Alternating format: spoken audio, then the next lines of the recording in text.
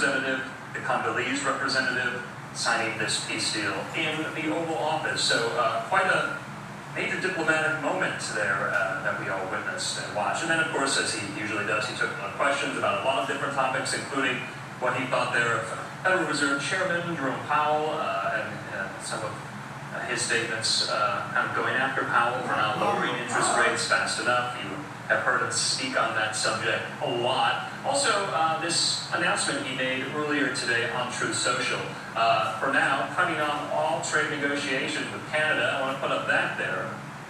Trump said, we've just been informed that Canada is a very difficult country to trade with, including the fact that they have charged our farmers as much as 400% tariffs for years on dairy products.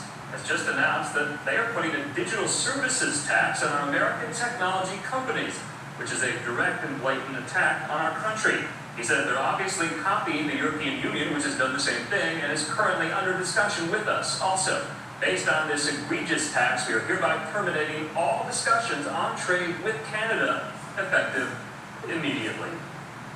So in the meantime here, we do have a statement in from the Business Council of Canada, and they are calling for that digital services tax to be eliminated in order to get the trade negotiation back on track and restarted. So this is going to be a key focus of some of our stories on the economy a little bit later on this afternoon. We do have to take another quick commercial break as we near the end of this hour. Still so much more to get to on this Friday when we come back.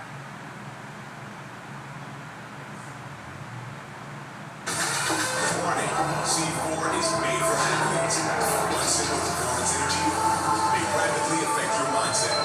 You may feel unstoppable. Beware, positive side effects include crazy hair, shedding bleachers, flipping tires, blowing heaters, and whatever this guy's doing. Tested for 290 fan substances. Certified for sport. We repeat, C4 is made for athletes. Drinking under risk of excellence. Attention. Let's get back to the lesson. Please. Gross, right? Well, just one tiny tablet, and we can go from gross to gone. That's right, Chair Bear. With one dose, you can watch those dead fleas fall right off fast. Teach fleas a lesson and watch them fall with Capstar.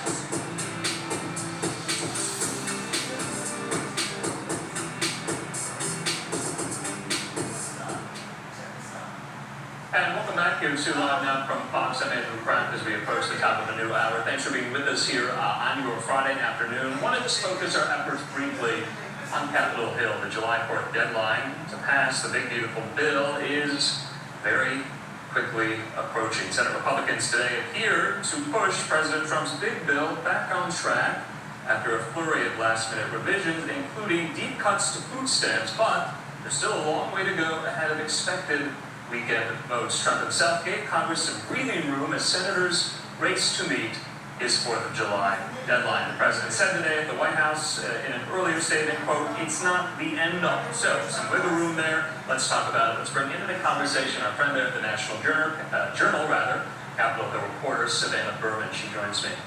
Savannah, good to see you here. So July 4th is mere days away, but it seems like President Trump is saying, just get it done when you can. Do I have that right? Yeah, it's a little confusing because or lawmakers could go past that 4th of July deadline, but then in a Truth Social post, he said that he wanted it back to his desk before the 4th of July. So I think lawmakers are left a little bit confused on how squishy that deadline is. Senator Ron Johnson called it arbitrary yesterday. So they know themselves that this is kind of a self-imposed deadline. We'll have to see if they actually make it. So let's talk about some of those revisions that were made in the last 24 hours. Did that bring anyone else on board, or did that abate some of the concerns some of the Senate Republicans have about the likelihood of passage? What were they? Yeah, so there's been, as you mentioned, a lot of changes coming out of the Senate parliamentarian doing what's known as a bird bath, where essentially she scrubs what can be in the bill and takes out what is not going to fall under Senate rules. So as you mentioned at the top, some SNAP cuts are remaining in. However, some of the Medicaid cuts that were going to help fund the bill are being reviewed again, I believe. An AI provision was put back into the bill after it was stripped out. There's a lot of moving parts here. There's a public lands provision that we're waiting to see how she rules on that. That would essentially sell off hundreds of thousands of acres of land in the West. So this continues to be a bill that changes by the hour. And that is part of the problem for a lot of Senate Republicans. Senate Republicans left their lunch today saying, we're still not sure what the final text of the bill is. Some are supportive, but some want to see the completion of that bill before they know what they're voting on. Yeah, the Associated Press had you mentioned the proposed Medicaid cuts in particular have raised stark concerns among some GOP senators worried that millions in their states will lose access to the health care program. They say at the same time a tentative deal between the White House and House GOP lawmakers from New York and other high-tax states and districts over the size of the SALT deduction, that's the state and local tax deduction called SALT, of course, saying it needs broader agreement. So I want to just get into the role of the Senate parliamentarian. Her name Elizabeth McDonough. She's not elected, she's appointed, and she's been there for some time. Some Senate Republicans and House Republicans are calling for her to be fired. Why? They don't like that they're stripping out, they don't like that she's stripping out parts of their big, beautiful bill. Just as you say, they see her as someone who's unelected. We should note that the Senate parliamentarian is a nonpartisan figure who essentially acts as the referee during this process. So senators can go to her and argue whether certain provisions within this reconciliation bill fall under the rules or they don't. So some Senate Democrats have been successful in getting some of these provisions out of the bill. Senate Republicans have been successful in arguing to keep some of these provisions in the bill. Senate Republicans were saying, I think Tommy Tuberville, for example, was one of the ones saying that she should be essentially removed from this position. However, that's not something that Senate GOP leadership has ever actually seriously considered. And Senate Majority Leader John Thune has said that he doesn't want to go around the parliamentarian and has kind of compared that to being very similar to repealing the filibuster, which is, of course, what allows senators to pass something at 51 versus 60 in the Senate. So she's a nonpartisan referee, but she's really, really wrinkling some feathers here. So I don't mean to kind of beat a dead horse here, because I think, a lot of viewers watching are questioning this role. Who is this? How does one person get to strip out line items from a budget bill? How does that work? Without getting, too complex or arcane, the procedure of it, that's why she's there. She is the parliamentarian here. But what empowers her, what gives her the authority to do that, to essentially bypass lawmakers who were elected? Yeah, I mean, she's put into this position. This is a position of the United States Senate. Parliamentarians can be put into their positions or taken out, depending on who is in leadership. Again, it's not someone that's considered to be a partisan figure on the Hill. They're considered to be nonpartisan. And I should note that when Senate Democrats were going through a very similar process a few years ago with their BBB, obviously not the big beautiful bill, their reconciliation bill at the time, she stripped out many priorities for them as well, and they were equally as angered, and Senate Republicans at the time were applauding her for doing so. So we always kind of see the pendulum swing back and forth depending on who's in power. But yeah, she's put into this position to kind of play referee in this game. Yeah, no, I think it was helpful, for a lot of people who maybe before yesterday or today had no idea there was even a Senate parliamentarian. Speaker of the House, Mike Johnson, said this about the deadline, quote, "We would still like to meet that July 4th self-imposed deadline." Johnson said that they were very close to finishing this up. And then Treasury Secretary Scott Bessent today, speaking at the Faith and Freedom Conference in Washington, said about the bill, perfect cannot be the enemy of good. Is that kind of the prevailing notion and conventional wisdom forming that, in Bessent's words, perfect cannot be the enemy of good? I think that a lot of lawmakers are still wanting to see a lot of changes to this bill. I think that they will admit that no final product will be perfect because a perfect bill will never come from negotiations with people who have all different beliefs and views. And the people who are currently kind of the soft naysayers on this bill span from somebody as conservative and almost libertarian leaning as Rand Paul to more moderates like Lisa Murkowski. So there's a lot of people in the middle there who have a lot of these problems. I don't think that any of them expect it to be perfect, but they have really big issues with the current provisions and they still want to see some changes. Okay, Savannah, just lastly, we're going into the weekend. It's almost going to be 4th of July. The holiday is almost here. And I always think about my friends like yourself in the Capitol Hill press corps who might not get to go home and enjoy their holiday while this is all still getting situated and worked out there on the Hill. Is that the same for lawmakers and the president? Is everyone staying in Washington until this is done? The Senate's staying over the weekend. That's when they are expecting to kick off the floor debate on this bill. That could come as soon as tomorrow or Sunday. Speaker Mike Johnson, I believe, has sent his chamber home temporarily for the recess, but kind of put them on a notice of being able to come back to DC and work on or pass whatever comes out of the Senate side.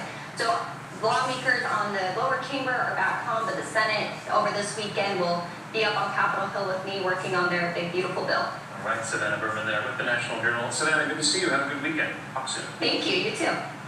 Okay, in the meantime, speaking of the Senate, they're in right now, speaking live, including Senator Peter Welch from Vermont. Let's listen. That we should commit this country to war. So this resolution is absolutely vital. Vital to the well-being of this country, to the humility that is required of a country before it makes the ultimate decision to ask the men and women who are citizens of our country to potentially sacrifice their lives for the well-being of this country. Mr. President, I urge my colleagues to support the Kaine resolution. I yield back. Mr. President, Senator from Kentucky. The Constitution is clear. Congress, not the President, has the authority to declare war. The founders were unanimous in proclaiming that the power to declare war belonged exclusively to Congress. James Madison, the father of the Constitution, said that the executive branch was the branch most prone to war. Therefore, the Constitution, with studied care, vested that power in the legislature. Madison would further state that in no part of the Constitution is more wisdom to be found than in the clause which confides the question of war and peace to the legislature and not to the executive branch. Hamilton, who didn't always agree with Madison or Jefferson, wrote that the legislature can alone declare war, can alone transfer the nation from a state of peace to a state of war, and if the legislature has a right to make war on one hand, it is on the other hand the duty of the executive to preserve peace till war is declared. Madison and Hamilton had very different visions of executive power, yet they both agreed that it was vitally important to entrust the power to declare war to Congress, not the executive branch. George Washington remarked that the Constitution vests the power of declaring war with Congress. Therefore, no offensive expedition of importance can be undertaken until after they shall have deliberated upon the subject and authorized such a measure. No offensive expedition without congressional approval. St. George Tucker, a Revolutionary War era law professor, wrote in 1803 of how our Constitution diverged from the English tradition. He wrote, "In England, the right of making war is in the king, With us, the representatives of the people have the right to decide this important question. It is without question that Congress neither deliberated nor authorized the recent offensive military action against Iran. Each of us has taken an oath to uphold the Constitution, deferring the decision as to when, where, and why the country goes to the war to any president is a dereliction of duty on the part of Congress. To commit America's military to fight wars on behalf of the nation is the most consequential and humbling responsibility that Congress is entrusted with. If we are to ask our young men and women to fight and potentially give their lives, then we in this body can at least muster the courage to debate if American military intervention is warranted. Washington's record of involvement in the greater Middle East is particularly abysmal, with dozens of campaigns costing thousands of American lives and trillions of dollars. Afghanistan, Iraq, Syria, Lebanon, Pakistan, Yemen, Sudan, Somalia, and now Iran, all countries in the region that the U.S. has bombed or is bombing. In each case, the hawks in Washington were adamant that the U.S. military intervention would lead to a glorious future and a great peace. Instead, after tragically losing thousands of lives and trillions of dollars, the U.S. is not in a better strategic position thanks to our interventions. After September 11th, a generation of brave Americans answered the call to serve, many enduring multiple deployments in the region. Some 7,000 U.S. service members paid the ultimate sacrifice in the war on terror. Tens of thousands more carry with them the scars of war, living with missing limbs, shrapnel, nerve damage, brain injuries, burns, scars. Some live with paralysis and are confined to wheelchairs. The mental wounds of war are also present, as we remember the more than 30,000 veterans who have committed suicide since Washington's misguided project to remake the Middle East. While our soldiers carry out their missions with honor, the Washington establishment consistently fails them. In almost all cases, our interventions were counterproductive, making us less safe and less prosperous. As the initial jubilation wears off from those who clamor for war, the regional situation remains precarious, and American service members remain in danger. Many advocates for war, giving voice to their real feelings, have loudly opposed the current ceasefire. Those arguing against a ceasefire give a callous testimony, insensitive to the cruelties of war. Some 40,000 U.S. troops are scattered throughout the Middle East as we speak, some on large established bases, others on isolated outposts. It is impossible to ensure all these locations have adequate air and missile defense capabilities.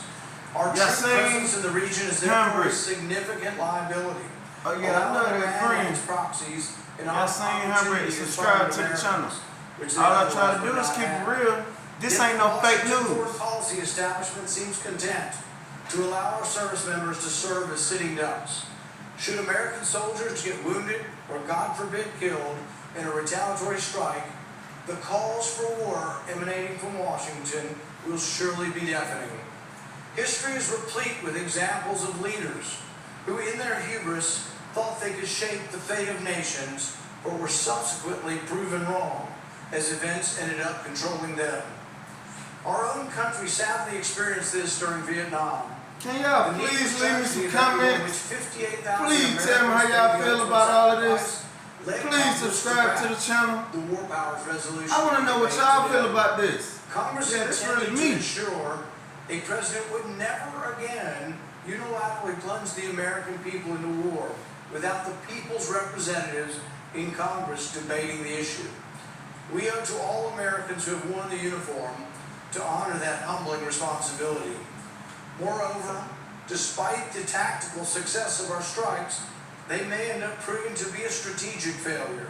It is unclear if this intervention will fully curtail Iran's nuclear aspirations, or, in fact, whether the Iranians may well conclude to double down on their efforts to obtain a nuclear weapon. At this time, it is unknown.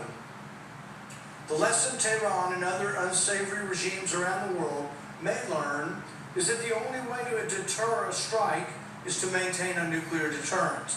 Pandora's box has been opened, and the consequences remain to be seen. Congress must now focus its efforts on de-escalation.